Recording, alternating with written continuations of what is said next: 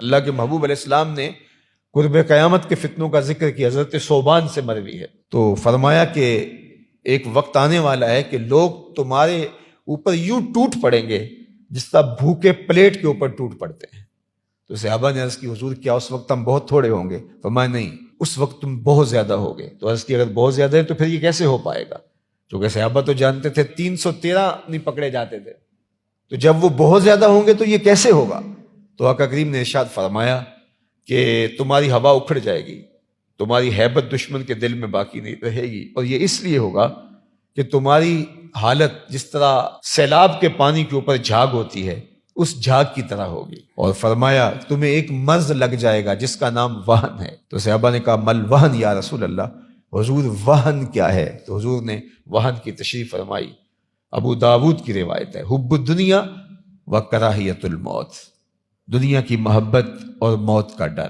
جب تمہیں موت کا ڈر اس قدر لاحق ہو جائے گا اور دنیا کی محبت اور دنیا کی چاہت تمہارے گلے تک آ جائے گی تو پھر تمہیں لوگ نوچ کے کھا جائیں گے، جس طرح بھوکے کسی قصعہ پر، کسی پیالہ پر، کسی پلیٹ کے اوپر جھپٹتے ہیں۔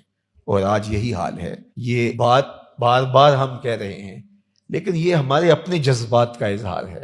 قوت نافذہ رکھنے والوں کے کان پہ جوں تک نہیں ریکھتی کہ فلسطین میں کیا ہو رہا ہے۔ 56-57 اسلامی ملک اسی خطے میں موجود ہیں، اور درمیان میں ایک نقطے کے برابر اسرائیل نے ان کی نسل کشی جاری رکھی ہوئی ہے۔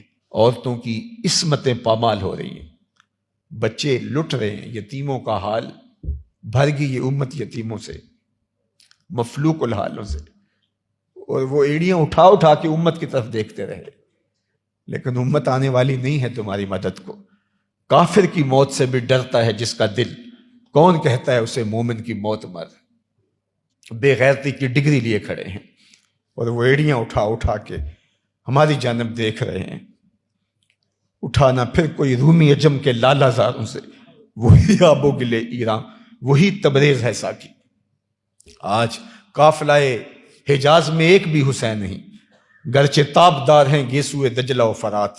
ہم جس اذیت میں اس وقت مبتلا ہیں، آئیے ہم اللہ کے حضور دعا ہی کر سکتے ہیں، یہ دروازہ کھلا ہے، باقی تو سارے دروازے بند ہو گئے۔ آج تو ہم دعا بھی کرتے ہیں تو اس پہ بھی طنز ہوتا ہے۔ امت کی بے حسی کا عالم ہے۔